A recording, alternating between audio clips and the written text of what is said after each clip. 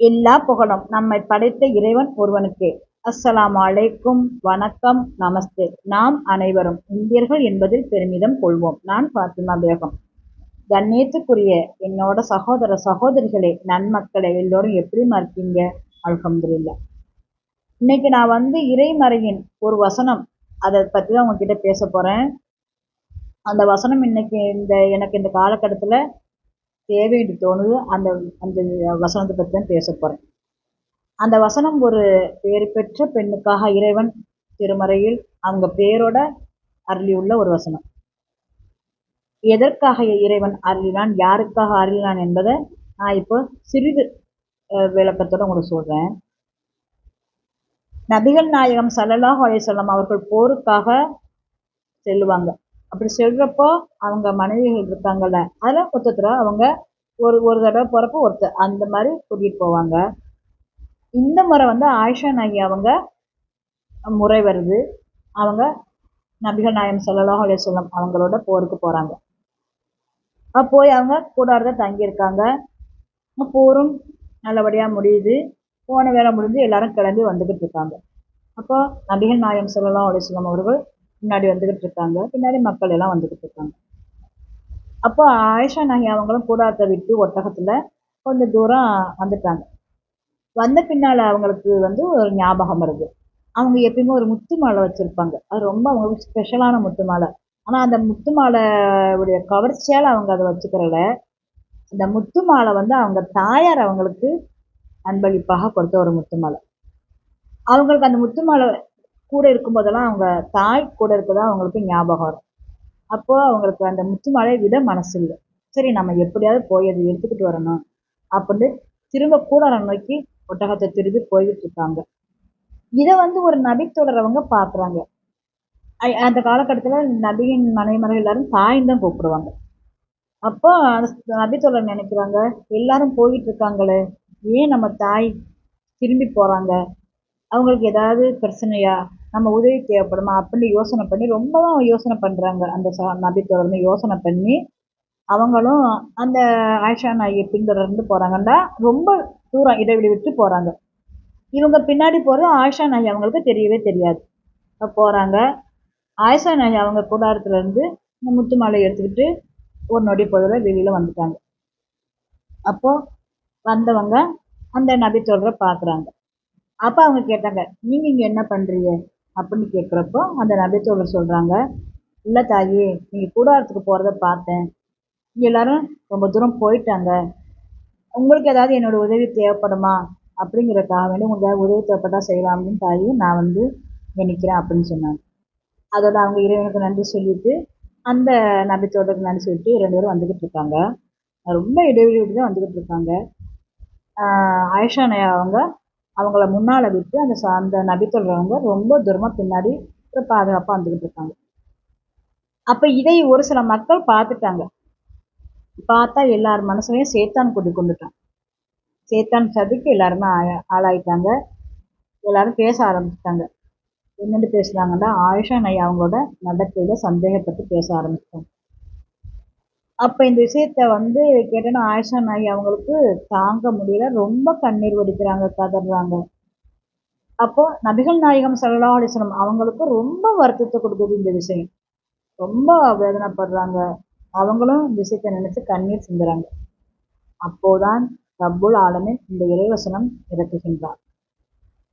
நபியே, பத்தினி பெண்கள் மீது அநியாயமாக அவதூறு கூறுவதை விட்டும் உம்முடைய மக்களை நாவுகளை காத்துக் கொள்ளச் சொல்லும் அப்படின்னு இறைவன் சொல்வான். பத்தினி பெண்கள் மீது அநியாயமாக அவதூறு கூறாதீர்கள். பத்தினி பெண்கள் மீது அபாண்டமான பழிகளை சுமத்தாதீர்கள். இப்படி அந்த வசனத்துல இறைவன் சொல்லிக்கிட்டு வரும். அப்போ ஒரு நற்பேர் பெற்ற பெண் அவங்க, நாம இன்னைக்கு அவங்கள ஒரு முன்மாதிரியா எடுத்துக்கிட்டு நம்மள கண்மணி நாயகம் ஸல்லல்லாஹு அலைஹி வஸல்லம் அவர்கள் வாழ சொன்னாங்க. நாமளும் வாழ்றோம், வாழ முயற்சியும் பண்ணிக்கிட்டு இருக்கோம். அப்போ இப்படி அதாவது அவங்க எவ்வளவு தூய்மையானவங்க எல்லாருக்குமே தெரியும், எவ்வளவு கண்ணியப்படுத்தப்பட்டவங்களுக்கு தெரியும். அப்படி இருந்துமே அவங்கள மக்கள் இப்படி இப்படி சந்தேகத்தோட பேசியிருக்காங்கண்டா, இந்த உலக மக்கள்கிட்ட நாம என்ன சொல்ல முடியும்? இப்போ ஒரு கொஞ்ச நாளைக்கு முன்னாடி இதே போல ஒரு சம்பவம் நடந்தது. ஒரு சகோதரிக்கு ஒரு கொடுமை நடந்தது.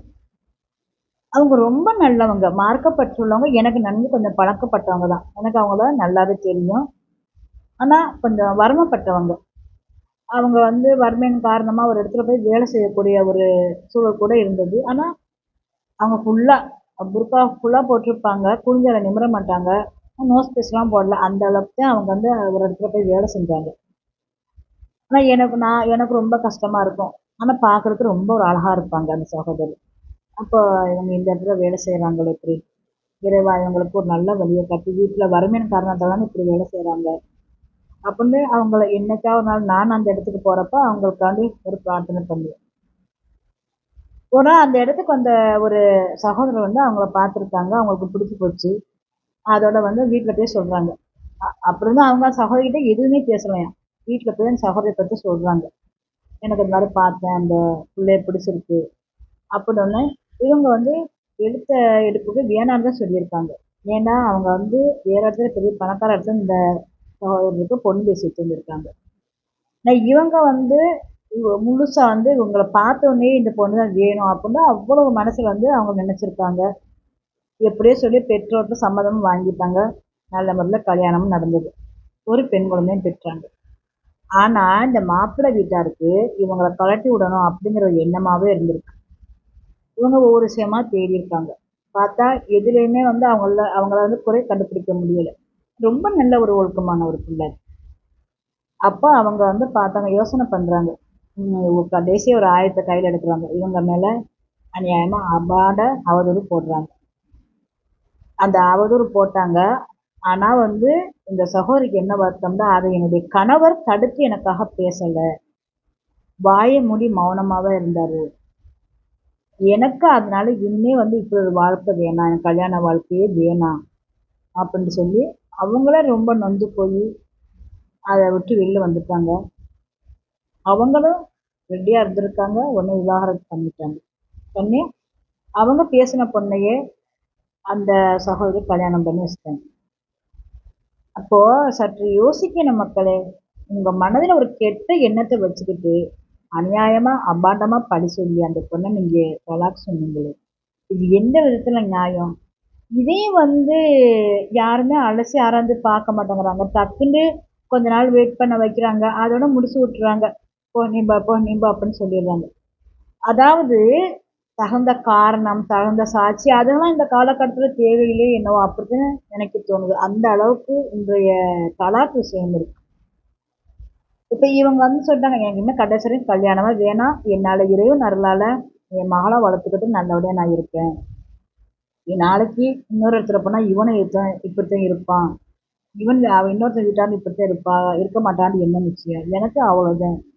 அப்படின்னு ரொம்ப அவங்க மனசு ரொம்ப வேர்த்து போய் நொந்து போய் சொன்னாங்க. அதாவது அவங்கள ஒரு விரும்பி இஷ்டப்பட்டு ஏத்துக்கிட்ட ஒரு கணவர் அவங்களுக்காக அவங்க குடும்பத்தார்ட்ட ஏத்து பேச முடியாத சூழல அந்த குடும்பத்தார் கணவர் வீட்டார் உருவாக்கி அவங்க அவங்களுடைய பையனை அவங்க கைக்குள்ளேயே வச்சுக்கிட்டாங்க. இப்ப நான் என்ன சொல்ல வரேன்டா, இப்ப நீங்க அநியாயமான பொய் சொல்லிட்டீங்க. இப்ப எனக்கு தெரிந்த சகோதரி ரொம்ப நல்லவங்க. அவங்க உறவுக்காரர்கள் எல்லாருமே சொல்றாங்க நல்லவங்க. அந்த ஏரியாவுக்குமே தெரியும். எல்லா மக்களுக்குமே அந்த சகோதரி நல்லவங்க நல்லாவே தெரியும். இப்ப அப்படி இருந்து நீங்க இப்படி ஒரு பணத்துக்காகவும், காசுக்காகவும் பொய் சொல்லி ஒரு பெண்ணுடைய வாழ்க்கைய கெடுத்துட்டீங்களே! உங்களுக்கு மரணம்ன்னு ஒண்ணு இல்லையா? மரணத்த பின் மறுமைன்னு வரும் இல்லையா? அதெல்லாம் நீங்க ஏன் மறந்தீங்க? இந்த உலகம் உங்களுக்கு புடிச்சு போச்சா? இது ஒரு உலகமா? நாம ஒரு பள்ளிக்கூடத்துல போய் பரீட்சை எழுதுறோம் பார்த்தீங்களா? பரீட்சை நான் ஒரு வருஷம் படிச்சு பரீட்சை எழுதினா தான் அடுத்த கிளாஸ்க்கு போக முடியும். அடுத்த வகுப்புக்கு போக முடியும். அப்போ ஒரு வருஷம் ஃபுல்லா நம்ம படிக்கணும். ஒரு வருஷம் ஃபுல்லா படிச்சு பாஸ் பண்ணாதான் அடுத்த நம்ம 1ஆவதுலேருந்து 2ஆவதுக்கு போக முடியும். போய் ஸ்கூல்ல சேர்ந்த உடனே 2ஆவது தூக்கி போட மாட்டாங்க. அப்ப அதே மாரி தானே மனுஷனுடைய வாழ்க்கையும். நாம அதே மாரி தான் இந்த ஒரு வருஷம் எப்படி பள்ளிக்கூடம் படிக்கிறோமோ அதே மாரி தான். 2ஆவதுங்கிறது நம்மளுக்கு மரணம் தான். மரணத்துக்கு அப்புறம் மரணம் தான். அதுதான் நம்மளுக்கு உண்மையான தீர்ப்பு சொல்லக்கூடிய ஒரு உண்மையான உலகம். அதனால மக்களே, பத்தினி பெண்களை அநியாயமாக அவதூறு கூறாதீர்கள். கண்ணால் காணாத விஷயத்தை நீங்கள் கற்பனை பண்ணி கூறாதீர்கள். அரை குறையாக எதையும் காதில் வாங்கி கொண்டு அதையும் நீங்கள் ஊர்வழியே பேசித் தெரியாதீர்கள். இதனால் நீங்கள் பாவத்தை சுமக்கிறீர்கள். இன்று நீங்கள் நன்றாக இருப்பதோடு உங்களுக்கு தெரியும். ஆனால் உங்களுடைய இரத்த சந்ததிகள் வருவாங்கள் இல்லையா, அவங்க பாதிக்கப்படலாம் அல்லவா? அதையும் நீங்க சற்று யோசிக்கணுமில்ல. அதனால யோசனை பண்ணுங்க. திரும்பவும் இறைவன் அருளிய அந்த வசனத்தோடு என்னுடைய உரையை முடிக்கிறேன். பத்தினி பெண்கள் மீது அநியாயமாக அவதூறு கூறுவதிலிருந்து உங்கள் நாவை காத்துக் கொள்ளுங்கள். மீண்டும் ஒரு செய்தியுடன் உங்களை சந்திக்கிறேன். இன்ஷா அல்லாஹ். இன்னும் விரிவாக அனைத்தையும் அலசி ஆராய்வோம். இன்ஷா அல்லாஹ்.